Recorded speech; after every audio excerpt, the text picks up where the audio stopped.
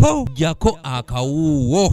Olwokuba nti ebintu bya gavumenti ng'ebimanyi bulungi birwawo bagenza okulaba ng'abantu tujja basanga ng'abantu abamu n'okufa bakoze eki.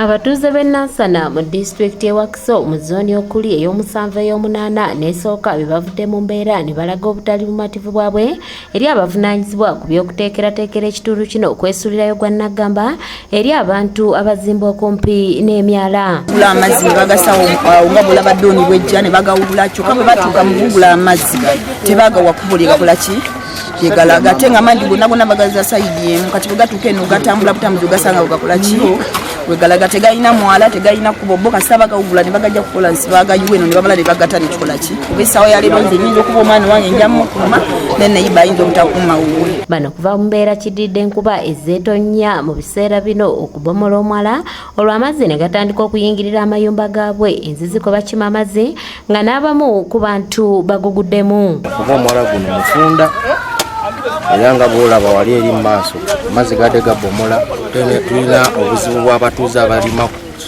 okumpi n'omwala kati bagenda ne bakwata be balime ne babiteeka muki omwala ekireetera okuzibikira kw'omwala no bridge bagikola fayini n'ate space eriwo tekola ki temala.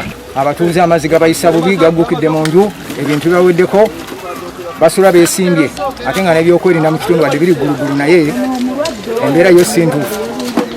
Ekisooka abafumbo abaami badduse.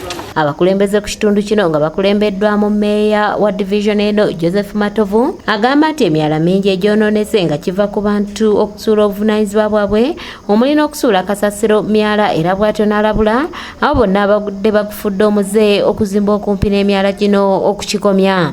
Naye ate era nakyo kibe kyakuyiga kubanga bwe mulaba ono kasasiro mwereere ettaka ttono ddala kitegeeza nti abantu bano abeetoolodde ekitundu kino buli kimu kasasiro bamuyiwa mwala. So twongera okubiriza abantu baffe kubanga tutambudde emyala gyonna ebizibu bye tusaasinza okuba nabyo naddala mu biseera bino eby'enkuba byekusiza ddala ku kasasiro muteeka mwala. Nsaba abatuuze baffe namwe mube babuvunaanyizibwa kubanga eggwanga okuliweereza ffenna kitukakatako. Ono era ategeezezza nga eggombolola eno mu kiseera kino bwetayina nsimbi ez'okuddaabiriza enteekateeka eno ekibaliriza okwenyigira mu nkola ya bulungi bwansi okutuusa lwe banaayambibwa. Naye oba oliawo enteekateeka ezifaananako bwe ziti tuba tulina kuziyisa mu kanso ne tufuna amaanyi ago agasobola okutuyambako okulaba nga tuweereza abantu baffe. Naye kyamukisa mubi nti ffe twekwatiddemu nga abakulembeze b'ekitundu kubanga abatuuze babadde bakaba ebbanga lyonna. Omwala guno gubadde gwabulokirira amazzi gatuba gadda mu batuuze ngera bwe mulabawo. So oba oliawo tunaaviira wano tujja kubaako kitukoze. Twaliza awamu amazzi gonna ndowooza engeri nga gye mulengera ekitundu kyonna kyonna gabomodde buli wamu abantu basula tebeebase buli nkuba weetonnya. Doreen Namubiru yakusakidde eggulire lino ku lwa ABS Television. Kubanga amazzi gaba gajjudde ennyumba yonna nga tolina we weebaka. Essimu buli wiiki tugula ssimu. Oteeka ku kyajo oba n'oteeka ku gundi ku kasituulu amazzi ne gayingira enkuba n'egatwala.